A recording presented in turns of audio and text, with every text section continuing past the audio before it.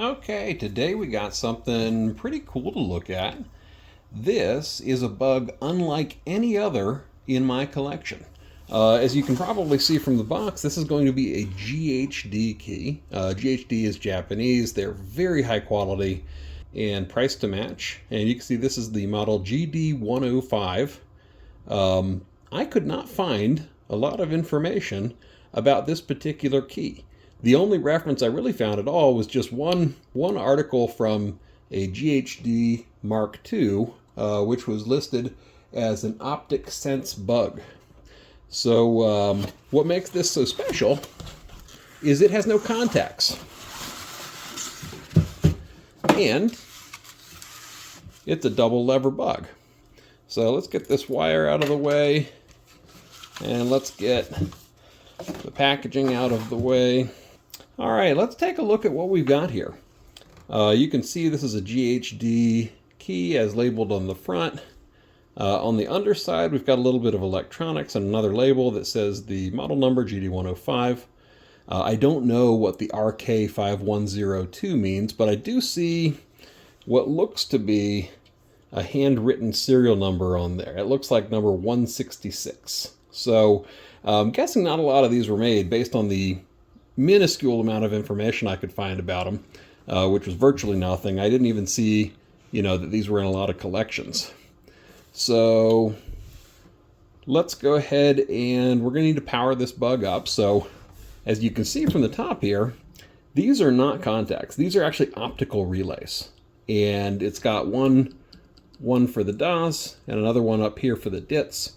And when that piece of metal breaks the optical beam, that circuitry is going to send the keying signal. So it's not not quite the same as any other bug that I've ever used. Even the AA4SN bugs with the magnetic reed switches, I mean, those operate a lot on the same principle. There's not an actual contact happening, but there is still a metal contact doing the work inside the reed switch. Whereas this is completely contactless. The beam gets broken, the electronic circuit sends the keying signal. So let's go ahead and get this thing wired up. First thing, let's go ahead and which side is which? Okay, so that's going to be the ground, and this is going to be signal. And then we need just a little bit of power for this key to run the electronics. So for that, we've got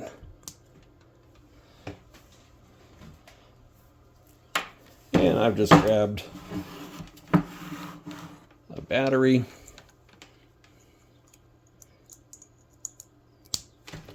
And that should get us keying.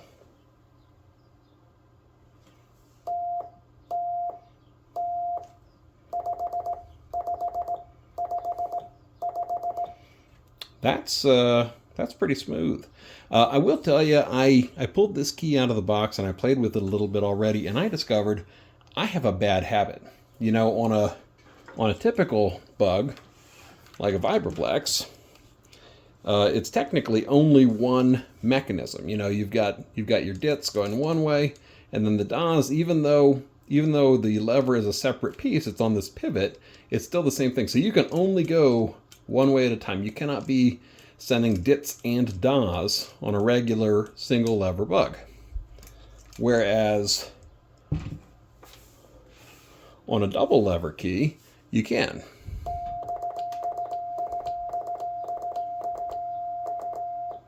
So quite a bit different.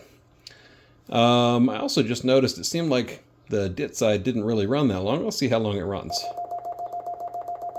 Oh no, that was just a fluke. It runs. That sounds like it could run forever. I had to practice quite a bit to break my bad habit, and I'm still not perfect. So my keying still needs quite a bit more practice, but I really had to get the fistcheck software out and practice really hard on that. Let's go ahead and see if we can take a look at some of that.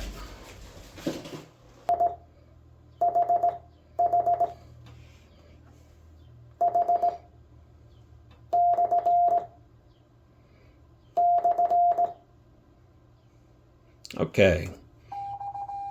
I don't know why the keying software is acting up, but let's try that.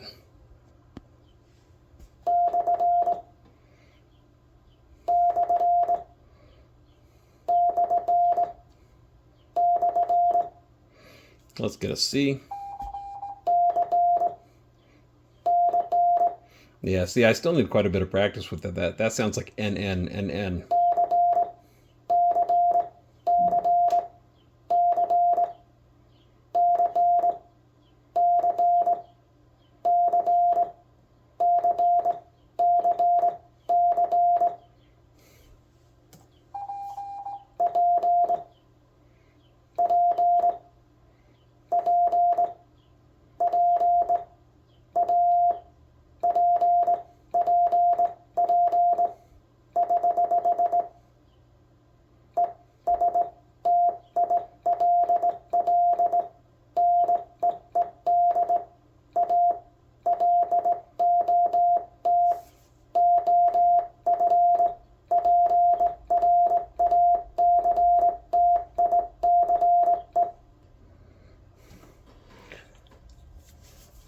Yeah, my keying needs quite a bit of work there. But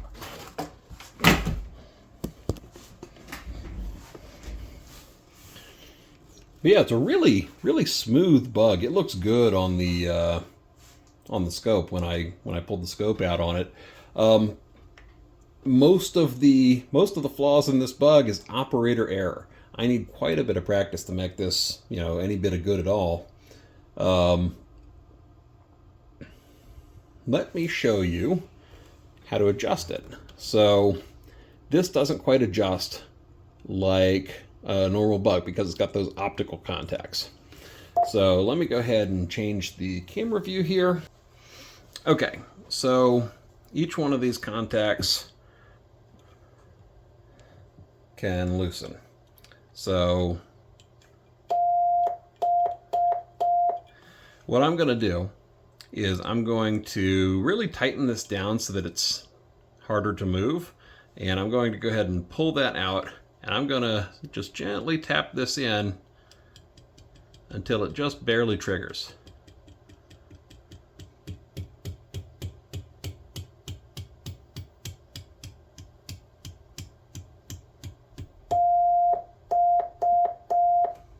And now let's tighten that down. Okay, so the reason why you want to hold that out and then gently bring it in is because you only want this to break the beam at the very, at the very end of the stroke when it's fully depressed. I don't want to start breaking that beam too early because that's going to make my code look sloppy. And then on the DIT side, that one you would want to adjust using fistcheck software so that the blank spaces and the DIT spaces are the same size. Your on and off signal should be like a really good sine wave if you had it on a scope or if you put it on fistcheck software. I am going to pull out another tool in my toolbox and let's see if this works. This is Morse Expert. It does a really good job of visualization. And I just focused in on that a little bit. And I'm going to stop talking because right now it's picking up my voice. You can see that on the screen. But let me stop talking and let me make some DITs.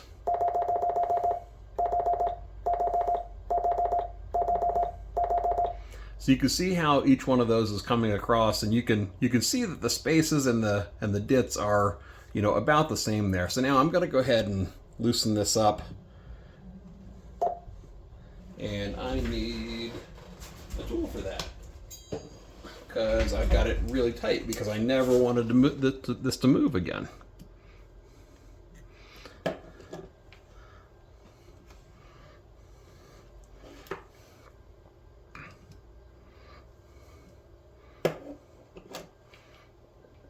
Okay, so now that's moving. So you can get it going and then slowly bring it in. You see when it's barely touching like that,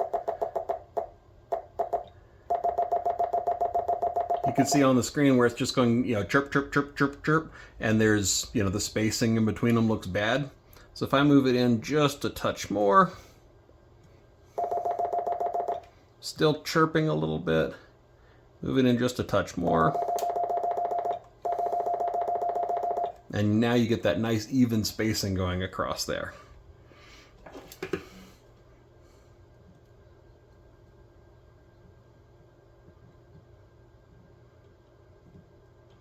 Okay, got that tightened down really well. Let's see if it's still adjusted the way I want.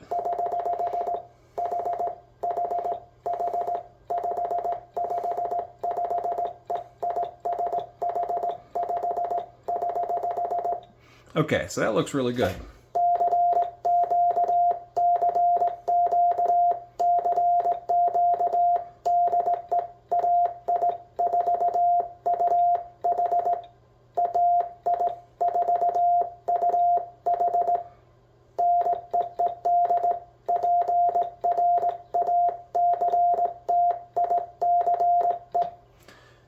And you know, that's acceptable. I still need a ton of practice, but that's the general theory of operation.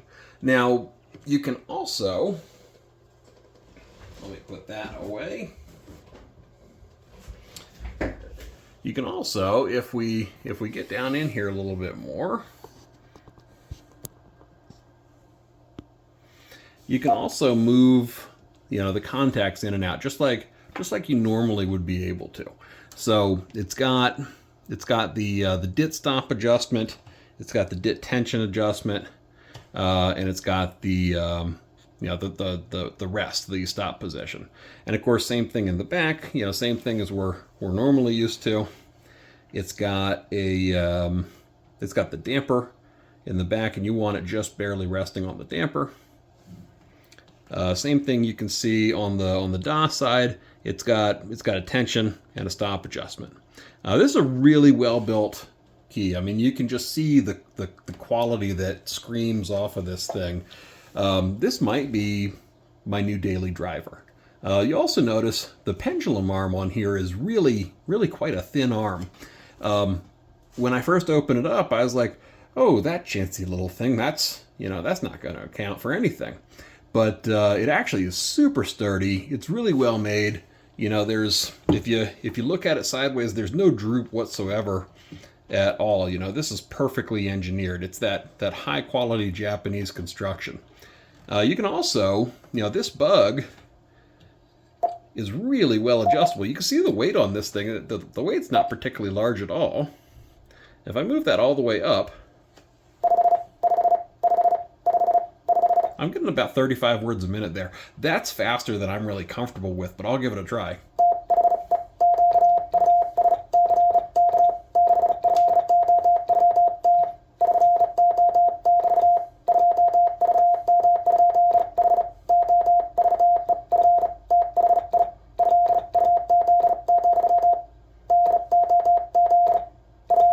Yeah, I can't go 35 words a minute at all. But you know, then we can bring it down to like something more like a 22, 25, maybe somewhere in there.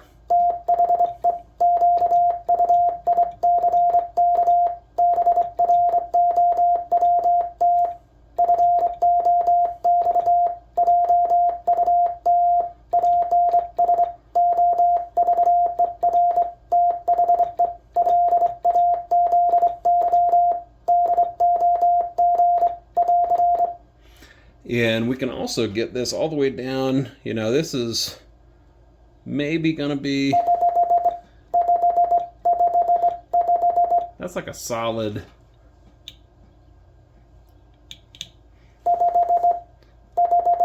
that's like a solid 15 words a minute.